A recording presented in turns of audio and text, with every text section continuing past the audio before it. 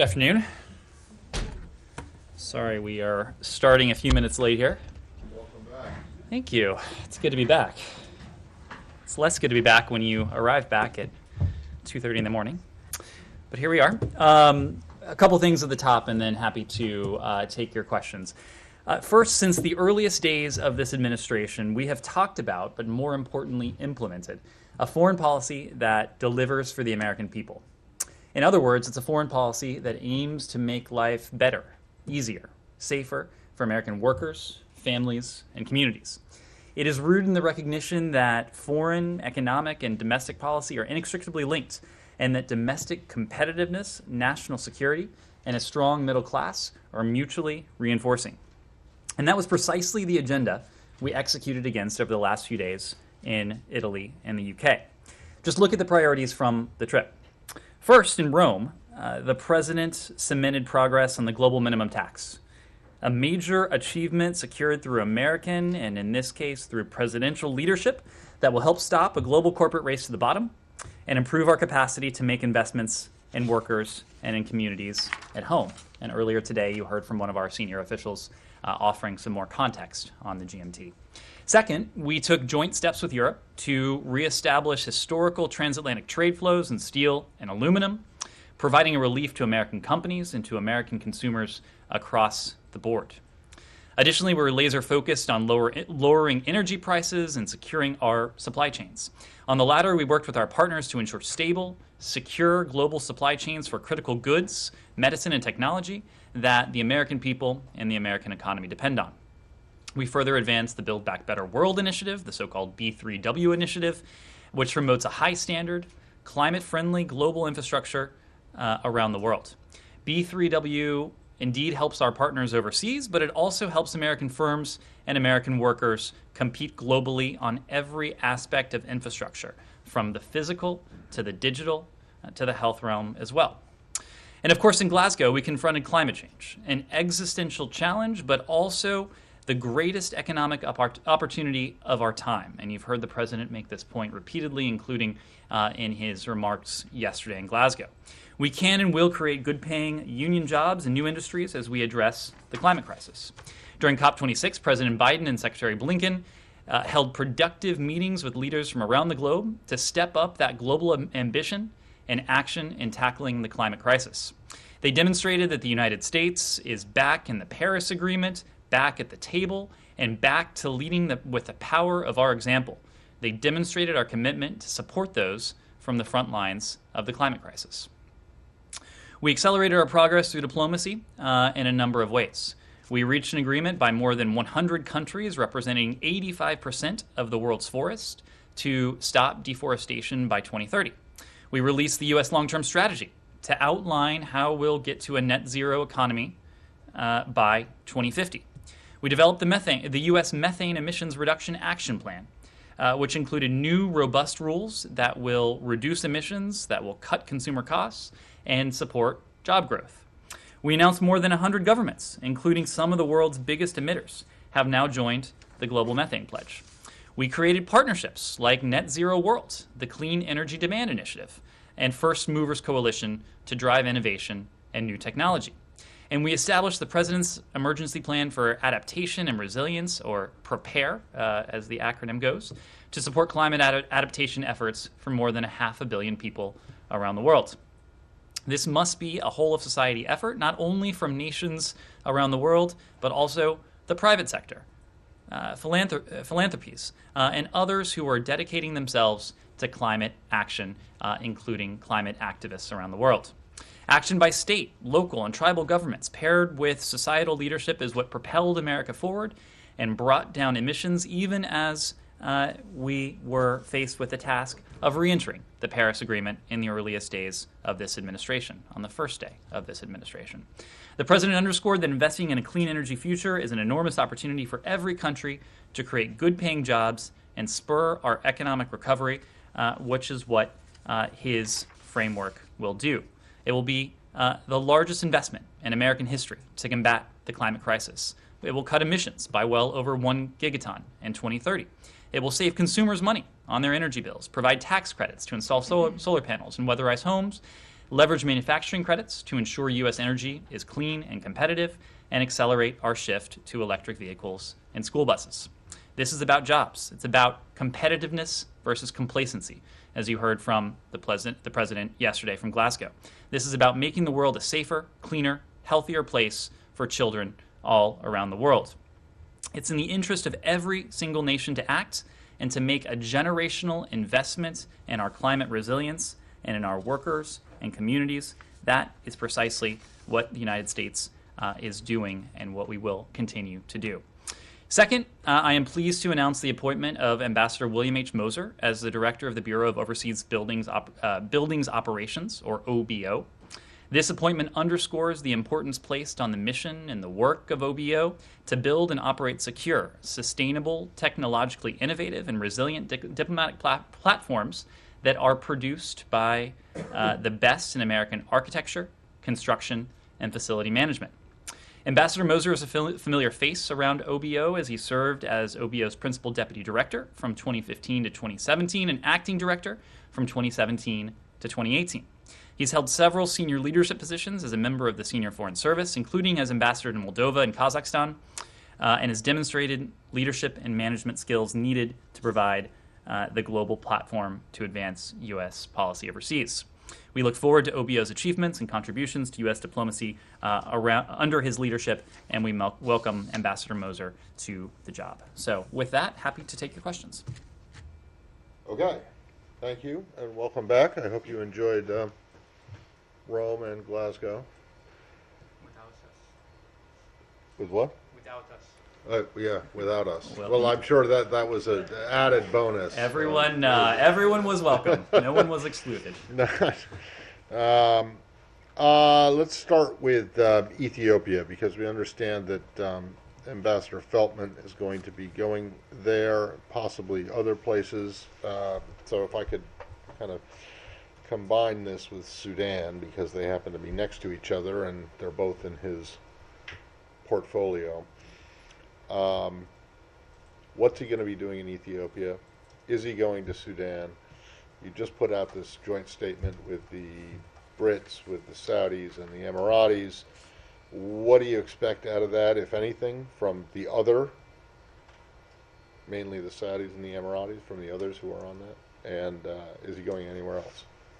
Sure. Let me start with Ethiopia, then we'll move to Sudan. Obviously, a lot of action and activity to speak to.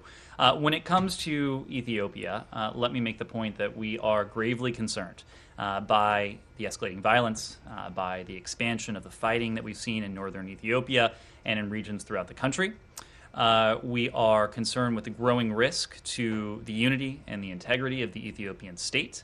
The safety of U.S. citizens, U.S. government personnel, their dependents, and the security of our facility remains among our highest priorities. And we note the nationwide state of emergency declared by Ethiopia's Council of Ministers, and we urge all parties to use restraint, end hostilities, and ensure civilians and their rights are respected. As the Secretary said just a couple days ago, we have been alarmed by reports of the TPLF takeover of Dessie and Kambolcha. Continued fighting only prolongs the humanitarian crisis that is afflicting far too many people in Ethiopia today. All parties must stop military operations and begin ceasefire negotiations without preconditions. Many of you also saw that Ambassador Feltman delivered remarks at the U.S. Institute for Peace yesterday on Ethiopia, where he made some of these same points.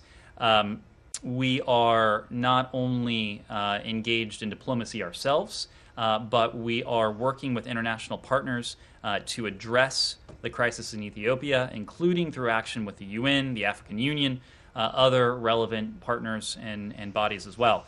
You are correct that Ambassador Feltman will be traveling to Ethiopia on November 4th and November 5th. He will be traveling there because we, as I said before, are increasingly troubled by the expansion of combat operations and intercommunal violence in parts of Ethiopia, and we are closely monitoring the situation. We call on all Ethiopians to commit to peace and resolution of grievances through dialogue. And Ambassador Feltman, in his travels there, will have an opportunity to continue the discussions that have been ongoing, including with the Ethiopian government for some time now. In terms of any follow-on travel, we have confirmed that he's traveling to Ethiopia tomorrow, November 4th. Don't have any additional travel to announce at this time, but of course we'll keep you posted if his plans do change. Let me go on to Sudan, because this is also an area that falls under Ambassador Feltman's remit. And of course, there too, we have been working concertedly over the past week plus. And over the weekend, we saw a remarkable demonstration of the aspirations of the Sudanese people. We applaud the millions of Sudanese who came out on October 30th. They came out to defend the country's revolution, to make clear that their democratic aspirations have not been abated. They were clear that Sudan's democratic transition must continue. We join them. We call for the civilian-led transitional government established under the 2019 Constitutional Declaration to be restored. We are steadfast in standing with Sudan's people on their path of freedom, peace, and justice.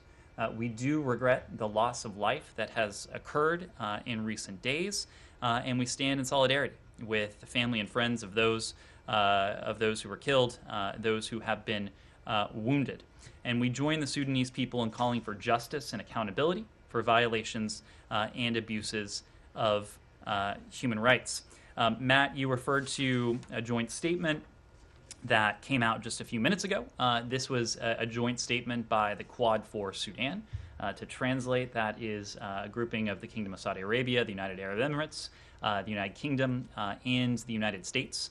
I would like to call your attention to really the crux of this statement. These four countries, the United States included, came together to make clear that, quote, we call for the full and immediate restoration of Sudan's, civilian-led transitional government institutions. We call upon all parties to strive for cooperation and unity in reaching this critical objective. It goes on to say, in that vein, we encourage the release of all those detained in connection with the recent events and the lifting of the state of emergency. As you know, in both Rome and Glasgow, the Secretary had an opportunity to meet with a number of his counterparts. We met with Foreign Minister, with the Saudi Foreign Minister. We met with the Emirati Foreign Minister. We met with others who have a stake in a stable, democratic, civilian-led Sudan. And this was the message we've heard. So it is not just the United States calling for the immediate restoration of the civilian-led government in Sudan. It is much of the international community that is coming together. In this case, that includes the United Kingdom. But it includes some of Sudan's regional neighbors and partners, Saudi Arabia and the United Arab Emirates. We are not alone in this. We are very much united with our allies, with our partners around the world on the imperative of a swift return to democratic governance, a swift return to the civilian-led transition in Sudan, and we will continue to work with our partners to bring that about. We also know, even as we push this forward, that failure to do so, failure to restore civilian-led government in Sudan, will only further isolate Sudan from the international community. We've already talked about the suspension of our own emergency support funding, some $700 million that were suspended in the immediate aftermath of the military takeover last week. But beyond that, more than $4 billion in international assistance from bilateral partners and international financial institutions, and at least $19 billion in international debt relief is already at risk. We and, as I said before, the broader international community are committed to supporting the Sudanese people and their legitimate aspirations for freedom, for peace, and for justice as well. But not just on these two countries specifically, the administration and just in terms of the administration and not the Saudis, the Emiratis, or anyone else, but just this administration. You guys have been warning both of these countries for months now about against leaders in these countries against taking these actions. You've had a parade of officials, a mini parade of officials, go through both, including Samantha Power, including Ambassador Feltman himself, who was in Khartoum just hours before, this coup happened. You have that now suspended $700 million in assistance to Sudan. You have kicked AGOA, or are about to kick Ethiopia out of the African Growth and Opportunity Act, and they don't seem to be listening. Do you have any concern that your message is not being heeded, or that you're being ignored? Matt, obviously, I don't want to group Sudan and Ethiopia and treat them as one and the same. These are very distinct cases. I don't want you to treat them as the same, but they happen to be right next to each other, and they happen to be the Horn of Africa, which is the portfolio of Ambassador Feltman. Well, and it's precisely why Ambassador Feltman was in Sudan in the first place. He has been a frequent visitor to Sudan in recent weeks to work on a number of issues, including the GERD, but also our concern for the viability of the civilian-led transitional government, given some of the indications that the international community had seen in the weeks and the days preceding the military takeover, that something was afoot there. So again, I don't want you to confuse. I don't want you to think this relationship is causal. He was there no. because I'm not because blaming the it world. on him. I'm wondering. No, I'm not saying it's your fault or his fault or whoever. I'm just asking you if you are concerned that the message that you have been delivering to both of these countries over the course of the last several months hasn't been listened to. These are difficult challenges. These are difficult challenges. Again, to take each separately, because these are separate challenges. In Sudan, the pace of the democratic transition has been a source of frustration for some. The fact that Ambassador Feltman has been such a regular visitor there, had been such a regular visitor, is indicative of some of the challenges that the international community recognized. The civilian-led transitional government was encountering. We have been there. Ambassador Feltman has been there. We've spoken out. We've engaged in private diplomacy to indicate our support for the civilian-led transitional government. Now, of course, the military, as we saw the other week, had other plans in mind. But it is notable that you have seen the international community, including some of Sudan's most important regional neighbors, swiftly condemn these anti-democratic actions, call for the immediate restoration of the civilian-led transitional government, and have made clear in no uncertain terms where they stand. And they stand with the United States, they stand with the international community in making clear that the military's takeover must not be allowed to stand. Now, of course, Ethiopia is a separate challenge. This is something that we have been hard at work on from the earliest days of this administration. The violence, of course, predates this administration. Tomorrow, I believe, November 4th, marks 1 year of conflict in Tigray. It's 1 year of devastating implications for the people of Tigray.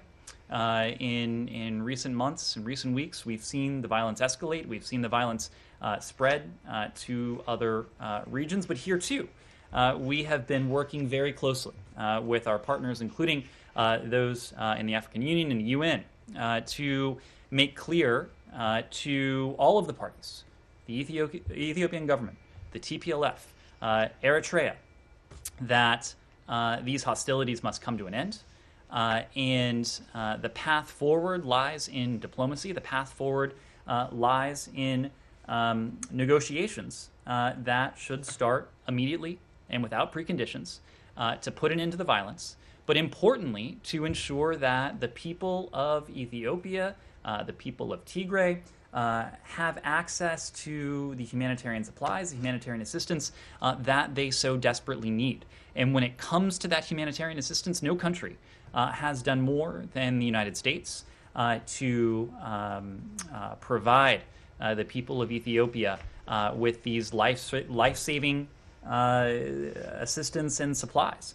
We'll continue to do that, but it is also why, as we made clear yesterday, that any effort to hinder humanitarian assistance, to hinder the delivery of humanitarian aid, will be met with a significant response in using all appropriate tools. And yesterday, we spoke of another tool that may be called upon on January 1st if we do not see a change in conduct when it comes to human rights abuses and the provision of humanitarian aid and access. Yes? From Sudan, did you invite Egypt to sign on the statement? And what was the response and why not in the So this was a statement that was put forward by the Quad for Sudan. And the Quad for Sudan includes us and includes our British partners, our Emirati partners, and our Saudi partners. Sudan is an issue that we have discussed with a number of countries in the region and well beyond. We've been in contact with our counterparts in Egypt as well, knowing that the more we speak and act with one voice, the more our message, the clearer our message will be to those in Sudan. Our affirmative message that we stand with the Sudanese people, including the millions who took to the streets over the last weekend, who took to the streets peacefully, I should emphasize, but also to General Burhan and those behind this military takeover, that their actions will not be tolerated, that the international community will not stand by unless they return Sudan to civilian rule and its transitional government. The military does not have the ability to select Sudan's civilian leaders. That is very clear. The 2019 transitional constitution is very clear on that front, and that's what we'll continue to stand by. But why Egypt didn't sign on this statement? You'll have to ask the Egyptians. ask them to You'll have to ask the Egyptians for for their position on this. What I can tell you is this was put forward by the Quad for Sudan.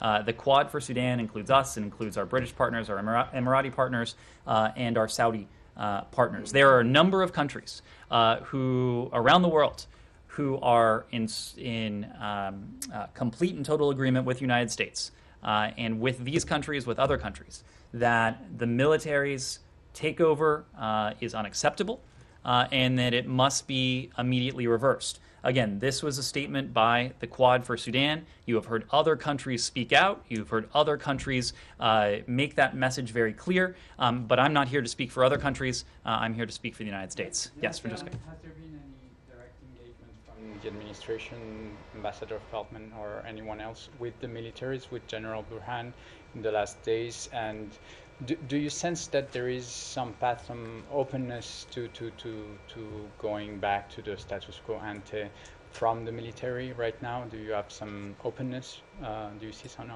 openness? So I will say that there has been engagement from individuals in this building. Of course, we read out Secretary Blinken's discussion with Prime Minister Hamdok.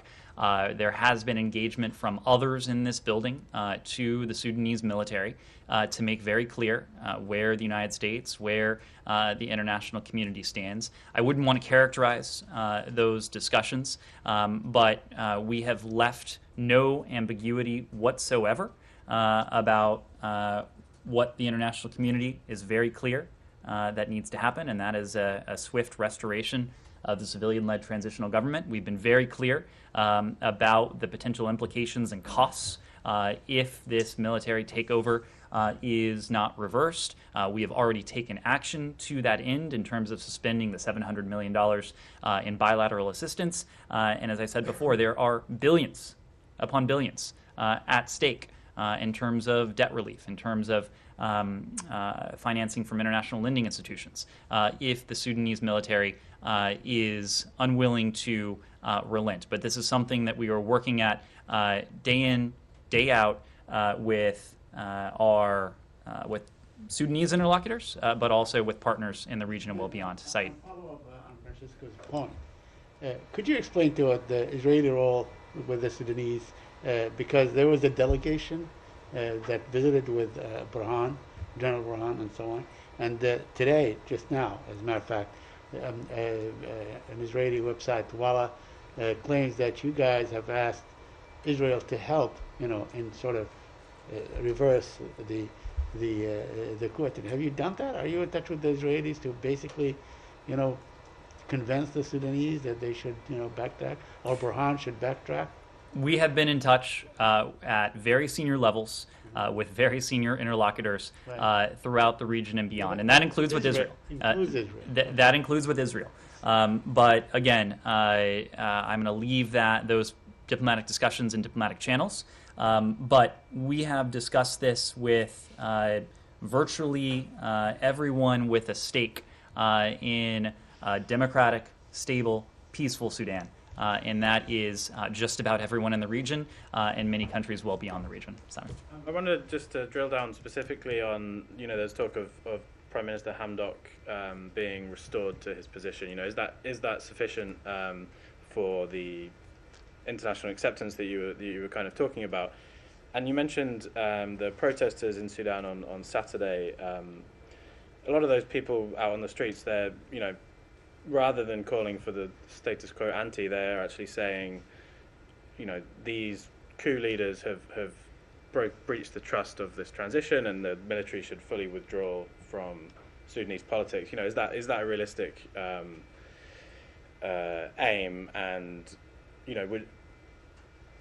would it be sufficient just to return to where things were before?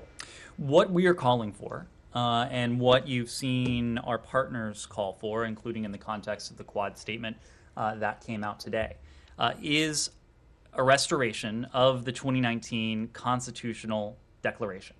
And what that established was a civilian-led government, a civilian-led government that worked in partnership with the Sudanese military. I'm not going to offer a roadmap from here about what that restoration might look like in practice. What we are focused on is a restoration of that underlying framework, the 2019 constitutional declaration. That, in turn, will dictate what is and what is not acceptable because it is a document that is Sudanese in origin, and it has been endorsed and has been the blueprint for the past several years. And that's what we continue to stand by. That's what the Sudanese people continue to stand by, including with the massive demonstrations, peaceful demonstrations, that we saw in Sudan over the weekend. Anything else on Sudan? Yes, Abby? On Ethiopia. On Ethiopia, Sudan, anything? Sure, Nazir. Afghanistan, we'll come back to that. Great, Ethiopia. Given the escalating levels of violence in Ethiopia, is there any change to the status of the U.S. Embassy or any consideration of authorized departure? So, as I've said, the safety, security of American citizens in Ethiopia is among our highest priorities. We are always looking at the security situation to determine what is appropriate given the conditions on the ground. Our embassy in Addis remains open. It remains operational. As you may know, on November 3rd, today, we did update the travel advisory for Ethiopia to level 4. What that means is we are advising U.S. citizens do not travel to Ethiopia. We are recommending that U.S. citizens in Ethiopia consider departing now using commercial options that remain available. We understand that commercial activity continues, commercial air traffic continues in and out of Addis. Those options remain available. and we are urging American citizens to look into those options. On November 2nd, yesterday, we released a security alert to U.S. citizens advising them that U.S. Embassy personnel are currently restricted from traveling outside the city limits of Addis Ababa.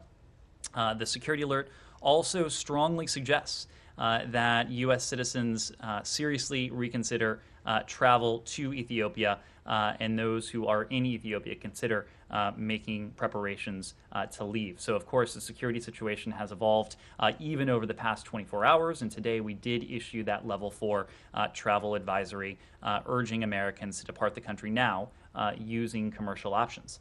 Beyond the messaging that our embassy in Addis is putting forward, we are also reaching out to the diaspora community here in the United States and around the world to ensure wide distribution of these messages when it comes to U.S. citizens who may be in Ethiopia. We will continue to provide the latest and the best information we have to the American citizen community in Ethiopia going forward.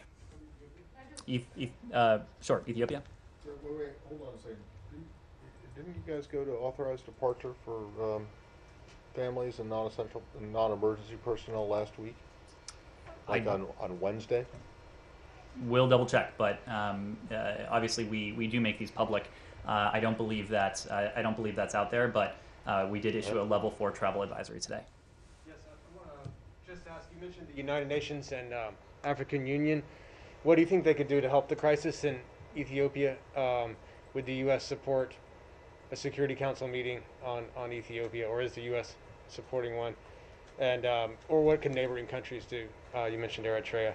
Are there others? What would you have those organizations do? Well, when it comes to Eritrea and the role that Eritrean forces have been playing in Ethiopia, we've been very clear for some time about the urgent need for Eritrean forces to withdraw from Ethiopia. They have been contributing to the violence, contributing to the instability, contributing to the increasing humanitarian emergency that has afflicted far too many Ethiopians in Tigray and in regions beyond Tigray at this point.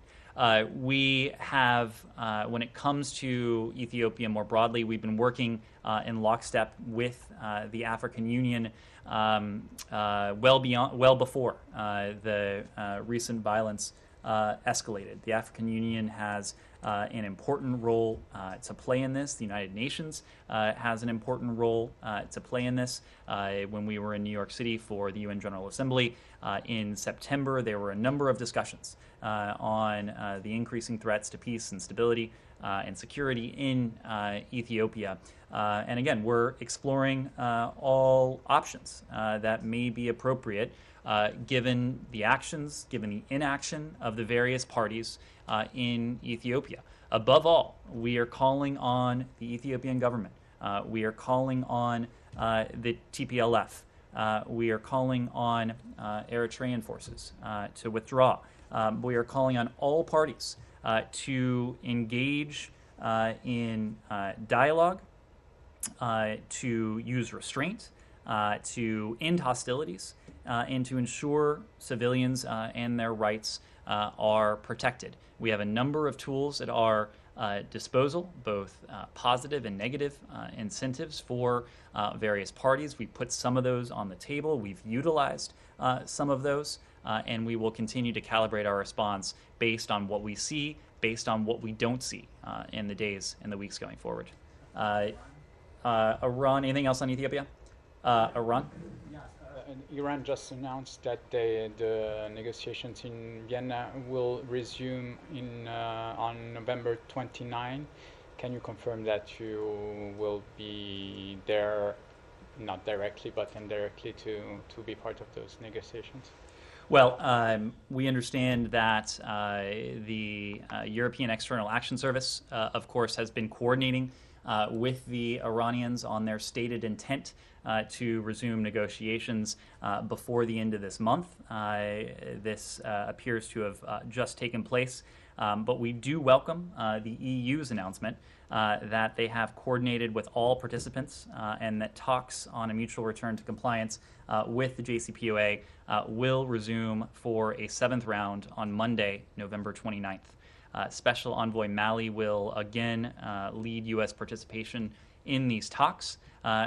We've said this many times before, but we believe it remains possible to quickly reach and implement an understanding on a mutual return to compliance with the JCPOA by closing the relatively small number of issues that remained outstanding at the end of June when the 6th round concluded. We believe that if the Iranians are serious, we can manage to do that in relatively short order. But we've also been clear, including as this pause has dragged on for some time, that this window of opportunity will not be open forever, and that especially if Iran continues to take provocative nuclear steps. And together with the IAEA, we've expressed our concern about a number of those steps in recent days, in recent weeks. So we certainly hope that when the Iranian delegation returns to Vienna later this month, they do so ready to negotiate.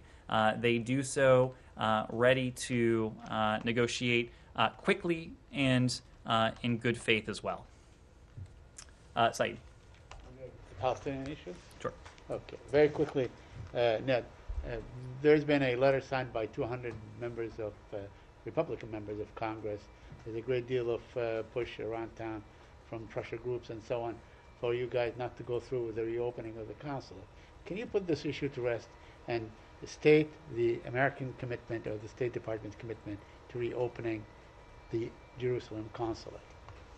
Saeed, we have been very clear about this in May. We were very clear in October. We don't have anything new to offer.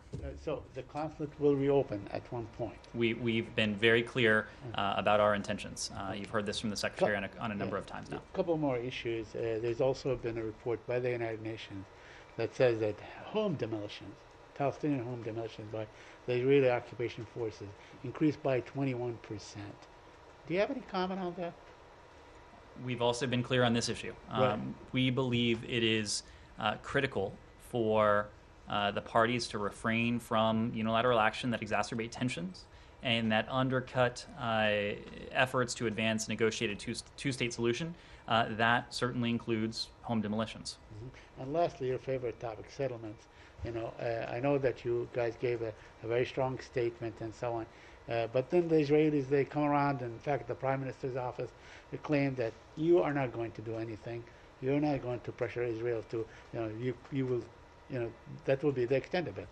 Just the statement that is strongly, it's not even condemning, but strongly opposing the settlement process. Now, I know Mr. Sullivan has met or is meeting in Israel with, on Iran, but also on construction.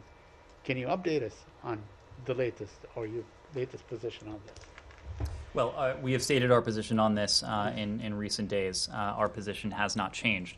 You heard me discuss our position on steps, unilateral steps that exacerbate tensions and that put a negotiated two-state solution further out of reach. We continue to believe that settlement activity falls in that category.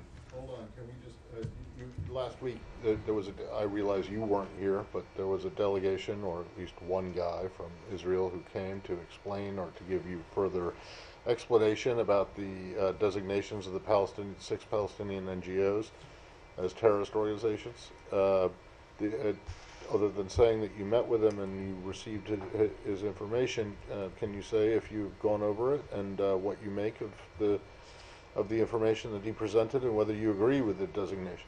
I said last week that we look forward to receiving the delegation. We look forward to hearing additional details underlying these designations. There were discussions last week. We appreciated the opportunity to hear directly from our Israeli partners on this, but beyond that, I wouldn't want to go into the details of it. Well, Yes. so does that mean that you have no position at all on the designations? It means that I'm not going to go into discussions that were private Oh, and that all right. and that, Forget and about that the may have discussions. included. Do you have an opinion one way or the other on the Israeli designation of these 6 NGOs as terrorist organizations? I don't have an update for you. We've been very clear So you we've been very clear about the importance of a vibrant civil society Fair enough. around the world. The United States will continue to support that in each and every context. But I don't have an update for you I get it, but regarding. you do understand that's an extremely broad answer to an extremely specific question about. Your specific question implicates private diplomatic discussions that may well it have doesn't. included I want to know if the classified US has a information as well. Look, a lot of your allies in Europe have come out and taken a stance about these designations. Why don't you? Are you just not ready to yet? Will you never? Matt, I don't want to say never. What I will say is that we just don't have an update to offer for you now. That, Secretary, Blinken has met in Glasgow with the Lebanese Prime Minister and with the UAE Foreign Minister on Lebanon to reconcile between Lebanon and the UAE countries. Was he able to achieve anything on this, and what are you working on specifically? Well, when it comes to Lebanon and its relations with its Gulf neighbors, we urge that all diplomatic channels remain open between the parties to ensure meaningful dialogue on the pressing issues facing Lebanon. You're right that we had an opportunity yesterday in Glasgow to meet with Prime Minister Makati. We had an opportunity yesterday to meet with the Emirati Foreign Minister. We had an opportunity the day before that to meet with the Saudi Foreign Minister. And in each and every one of those discussions, as indicated by the readouts and the tweets that we released, there was a discussion of Lebanon.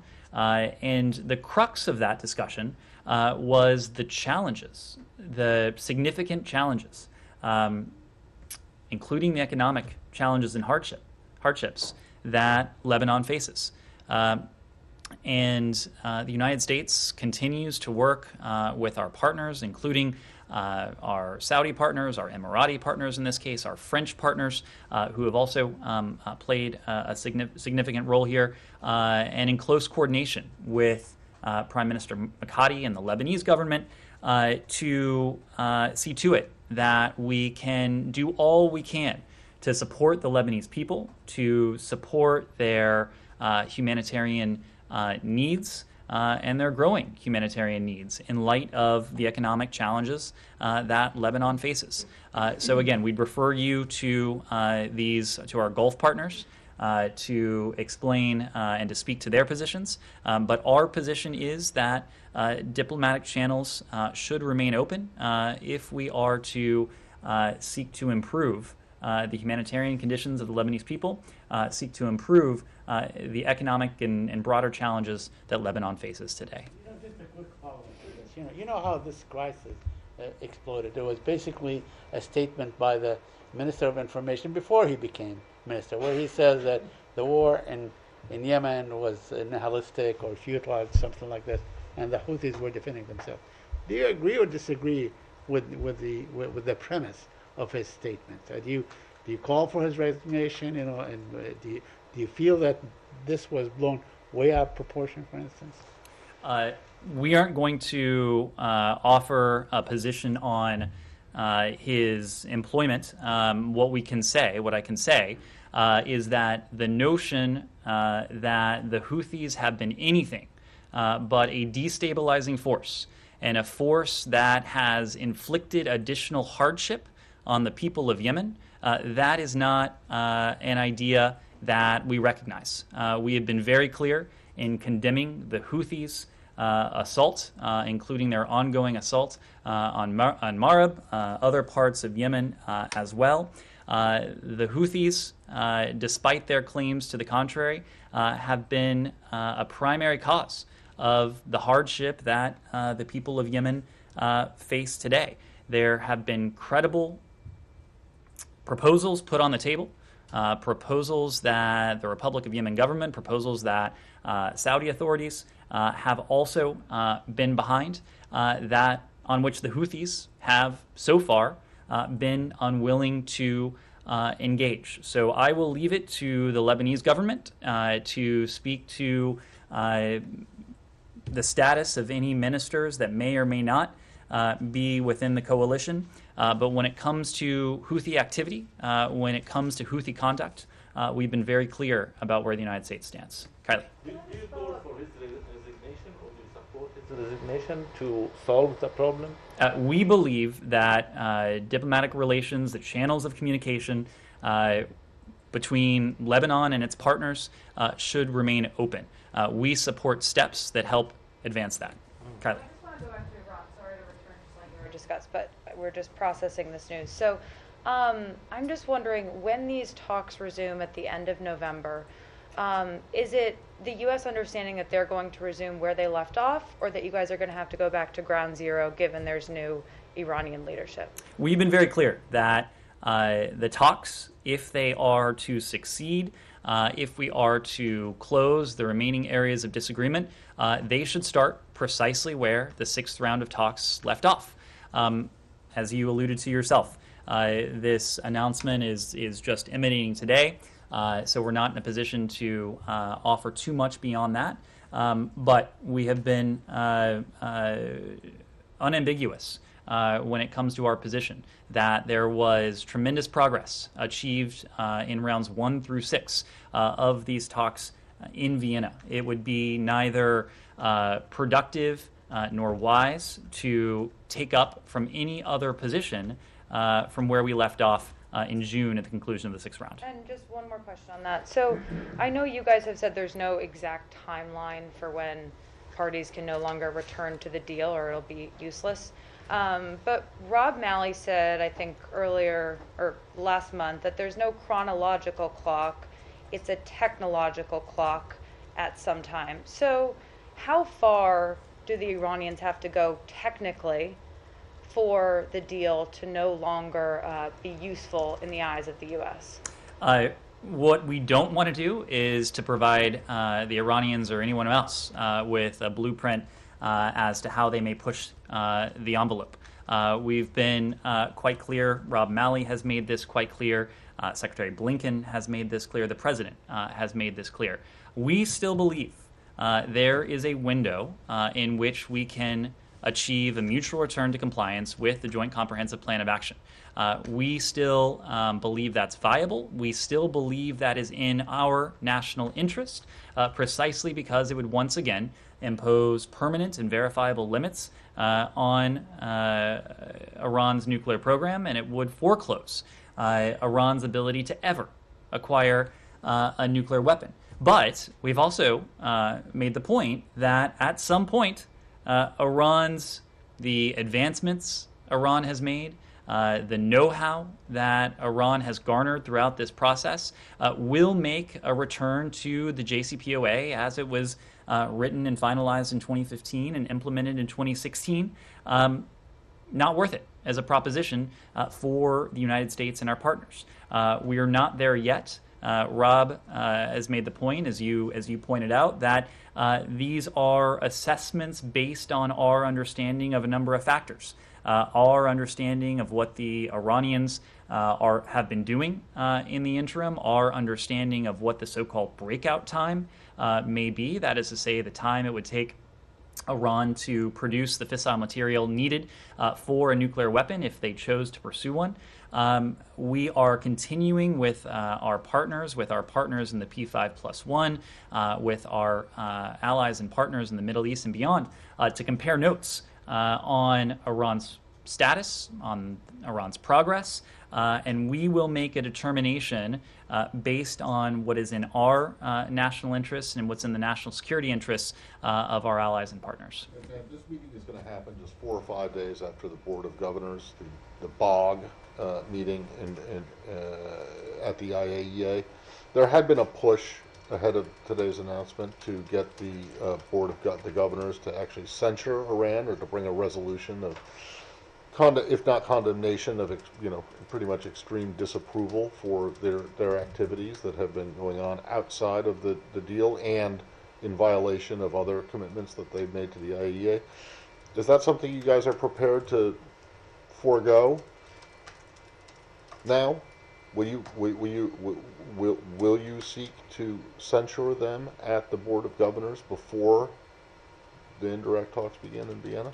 So I don't want to get ahead of the Board of Governors. What I can say is that we have we have full confidence in the IAEA. We have full confidence in Director General Grassi of the IAEA. But this doesn't have to do with the actual IAEA. This has to do with the Board of Governors, which is something that you're on, even though you're no longer in the deal. It's something that and if you ask the Director General, as you do, I know, he says, this isn't up to me. This is up to the members. So it is up to the members to decide whether they're going to bring a resolution to censure Iran. And this meeting is going to happen on, I think, on the 24th or the 25th, which is 4 or 5 days before now we understand the Vienna talks are going to begin. So is the U.S. interested in pursuing a resolution of condemnation or censure ahead of the resumption? I was speaking to our full faith and confidence in the IAEA because they too, as you know, have produced reports on Iran's activities in recent months. We've expressed our concern at those reports. We've made clear that Iran's continued nuclear escalations are unconstructive, that they are inconsistent with the stated goal that Iran has put forward of seeking to return to mutual compliance with the JCPOA. We've also been very clear that Iran's nuclear provocations and escalations won't provide Iran with any additional negotiating leverage when talks resume. But as you know, the Board of Governors is set to meet. I don't want to get ahead of the Board of Governors, but we've made very clear where we stand on those escalations and our concern with them. Nazira. Thank you very much, Ned. It's a good opportunity. I have a few questions, but maybe short answer. Number one, do you have any update toward the Taliban government? And the second question, what is the status of the Afghan embassy in Washington, D.C.? And the third question, the passport agency in Kabul issuing passport, are these recognized by the United States? Sorry. And the last question, the P2 are SIV visa. Some people still in Afghanistan left behind. They try to leave Afghanistan, but they have difficulty. Number two, the P2 visa, how long is going to take? Did the State Department started the processing? Because some people, they went to the third country, but still they have a lot of difficulty. Thank you for those. So let me see if I can address all of them. You asked about SIVs and P2s and the processing. Let me actually take a step back and provide an update there on our efforts to facilitate the departure of those to whom we have a special commitment. And that, of course, includes American citizens, that includes lawful permanent residents, and that includes Afghans who have worked for and with us over the years. As of today, we have assisted in the departure of 377 U.S. citizens and 279 lawful permanent residents. That's in addition to a number of Afghans to whom we have a special commitment. There have been two additional flights, 2 flights yesterday. Again, our goal is to routinize these operations so that those who wish to leave Afghanistan have additional options to do so. The United States will continue to directly support the efforts of American citizens, of lawful permanent residents, of Afghans to whom we have a special commitment to do that again if they so choose. That gets us to your question regarding the production of passports. We welcome the production and provision of travel documents. We know that travel documents are an important, in many cases, a prerequisite to travel, including across borders. We know this is important for, we've heard from the Taliban, that's important that people be documented. We know from our partners in the region as well the priority they place on ensuring that those who transit through their countries have appropriate travel documents, and that is why we do welcome the production of passports. We are continuing to process SIV applicants, special immigrant visa applicants, at all stages of the application process.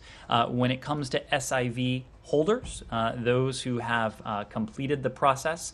We have been able to work with a number of them to facilitate their departure from Afghanistan if they have chosen to do so. But again, for everyone at every single stage of the process, we are continuing to support them. And for those who are beyond a certain stage in the process, we are looking at processing alternatives, knowing that we are no longer able to provide consular access and consular support on the ground in Kabul, although we do have a team on the ground in Doha where we are working many of these issues as well. When it comes to the Afghan government, we've been watching very closely their conduct because the point we've always made it is that it is not a question of what we hear from them. It is a question of what we see them do. And this goes back to some of the very issues we were speaking to before. The United States, but also our allies and our partners around the world have set forth a series of expectations that we need to see from the Taliban, that we would need to see from any future Afghan government. And among those expectations are freedom of movement and safe passage for those who do wish to leave Afghanistan, to go back to your question, but also the protection of human rights, including for women and girls, ethnic minorities, and others in Afghanistan. The facilitation of humanitarian aid, humanitarian access, not standing in the way of the much-needed supplies and assistance for the people of Afghanistan. And on that score, the United States, as you may know, just a couple days ago announced an additional $174 million in humanitarian assistance, bringing our total humanitarian assistance in 2021 to some $474 million, as I recall, some $4.2 billion since 2001. So we will continue to watch very closely as the Taliban does or does not live up to its commitments. And we've also been very clear that we want to see a future government in Afghanistan that is inclusive, that represents the will of the people of Afghanistan, and again, that importantly upholds the rights of all of Afghanistan's citizens. Missy. Afghan embassy, the last one. What's the status of the Afghan embassy in Washington? I don't believe there's been any change to that status. Missy. Thank you. Ned, I'd like to ask you about the NSO group, the entity designation. What can you say about what the State Department or the U.S. government knows about Americans or people with U.S. numbers being hacked or being targeted for hacking as part of the NSO or the other firm, I believe it's called Candiru. And there was a report about a report from Israel saying that the Biden administration gave the Israeli government only an hour advance notice of this designation. Is that true? And it sort of gets to the question I'm hoping you can address. What can you say about the Israeli government's knowledge of the activities that NSO was conducting, including against people who the United States has advocated for in terms of, political activists and human rights defenders and all of that? Thank you. Sure. So broadly speaking, let me just level set and make sure everyone is following the issue you referred to. This is that today the U.S. government added four foreign companies, I should say, to the Department of Commerce's entity list for engaging in activities contrary to the national security or foreign policy interests of the United States. This follows an October 2021 interim final rule published by the Department of Commerce establishing controls of certain items that can be used for malicious cyber activities. The four entities are located in Israel, Russia, and Singapore. When it comes to the two companies that you mentioned, the NSO Group and Candiru, they were added to the entity list because investigative information has shown that these these companies developed and supplied spyware to foreign governments that used tools to maliciously target government officials, journalists, business people, activists, academics, and embassy workers. NSO Group developed and supplied this tool, so Pegasus, as it's known, to governments that used it to maliciously target government officials, journalists, business people, activists, academics, and embassy personnel. It's important to note that we are not taking actions against any countries in which the four entities are located or the governments themselves. This is about the conduct of these private companies. When it comes to the notifications that were involved in this action, look, I don't want to speak to or discuss private diplomatic conversations other than to note that, as is the case with all announcements of this kind, partner governments are notified in advance, and that was the case here. Okay, the first question was, can you say whether or not the U.S. government has knowledge that Americans, including allegedly Rob Malley, were targeted by NSO? I think you would understand why we just wouldn't entertain that question from here. But as I said before, investigative information had led the U.S. government to conclude that these private entities should be listed under the Department of Commerce entity list, and we did confirm and announce that today. Punitive measures are we likely to see against Israel? Will there be any punitive measures? So there are punitive measures against these companies, and the inclusion of these companies on the entity list is itself a powerful tool. The entity list is used by the Department of Commerce's Bureau of Industry and Security to restrict the export, re-export, and in-country transfer of items subject to the Export Administration regulations to persons, and that includes to individuals, to organizations, to companies reasonably believed to be involved, have been involved, or pose a significant risk to being or becoming involved in activities contrary to the national security or foreign policy interests of the United States. So it does impose additional restrictions on these entities, yes. Just to follow up, you say that this is not, obviously it's not imposed on a country, but NSO Group has export licenses granted by the Israeli military. You've got a really close ally that has granted licenses to this company. Do you expect them to take action in response to the investigative findings that you've got here, and have you shared those with Israel or the Israeli military? Well, look, Israel, of course, is a steadfast friend, steadfast partner.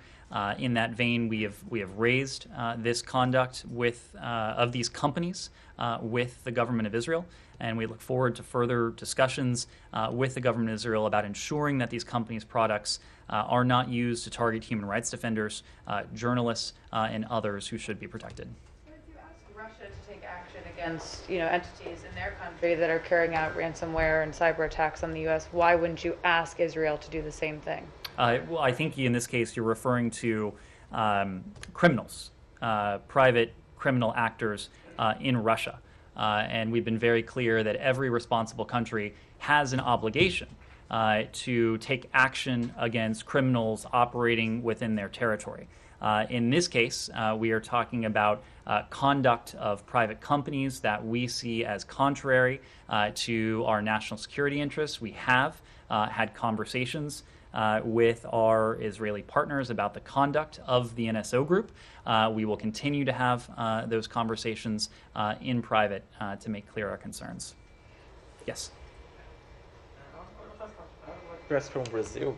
Brazil has announced new goals and commitments on the climate issues these days in the COP. Could these new announcements can help to improve the relations between Brazil and the US and advance partnerships and create new partnerships, or the US are waiting more bold movements and effective results from Brazil to advance? Thank you. So in the run-up to COP26, including in the climate summit that the president convened some weeks ago and since, we have seen a number of bold commitments from countries around the world. The United States, in our own commitments, by announcing that we would reduce our emissions by between 50 and 52% by 2030. Our goal was not only to help stave off the existential threat of climate change, but to have a catalytic impact and to galvanize action on the part of governments around the world. We know that countries that are among the world's leading emitters, the United States certainly falls in that category. Brazil certainly falls in that category. We have a special responsibility to do what we can, again, to combat the climate crisis, but also to demonstrate leadership and to demonstrate action. So commitments are important.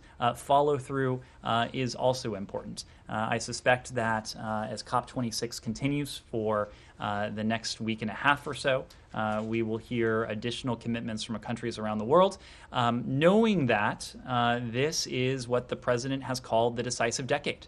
The action that we take now or the inaction that we see now will be determinative in terms of our ability or not to keep global warming below 1.5 degrees Celsius. The level at which scientists have told us is absolutely imperative if we are to stave off the worst effects of climate change.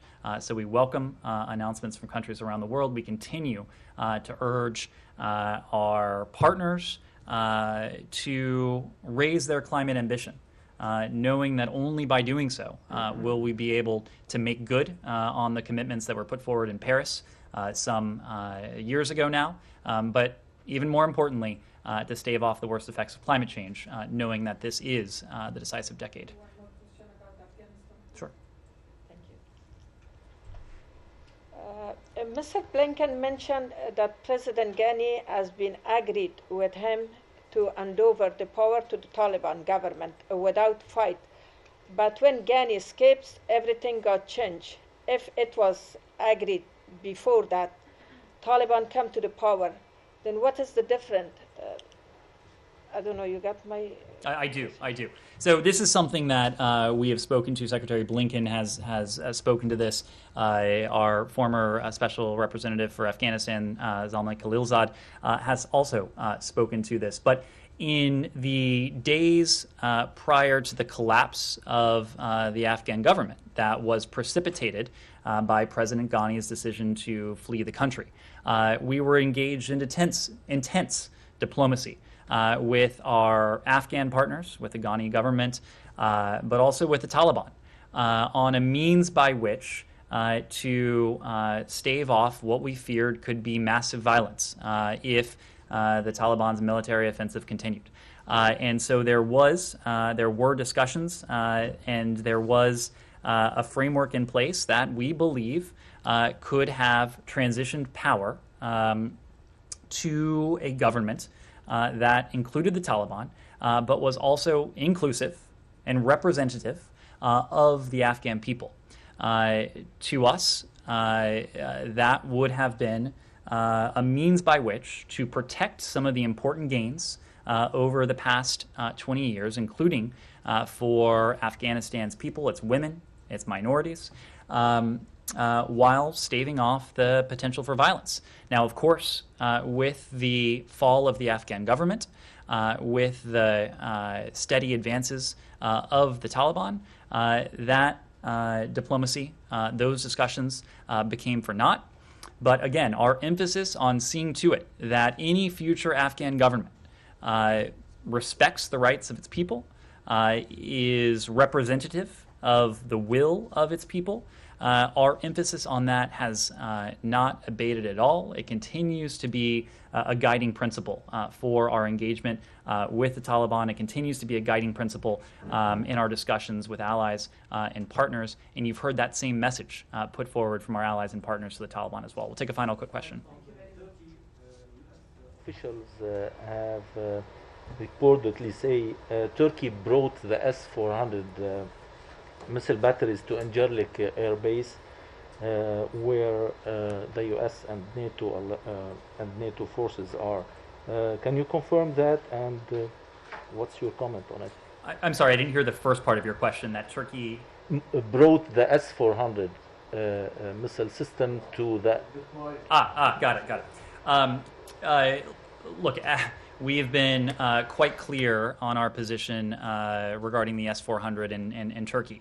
As you know, President Biden and President Erdogan has not had an opportunity within the past couple days in Rome to have a bilateral discussion. President Biden reaffirmed our defense partnership and Turkey's importance as a NATO ally. But in that meeting, the president also noted concerns over Turkey's possession of the Russian S-400 missile system. So we've made our concerns with this system very clear. We've made the implications of that possession of the S-400 very clear as well, including in the context of the F-35 program. Can I correct something that I said? Sure. Just for transparency. This is a welcome change. Yeah. So it was, sorry, I think I said in a question earlier that Embassy Addis had gone north as Khartoum. It was went to authorized departure last Wednesday, That's not correct. Addis. That's correct. Sorry. Okay, thank you very much, everyone.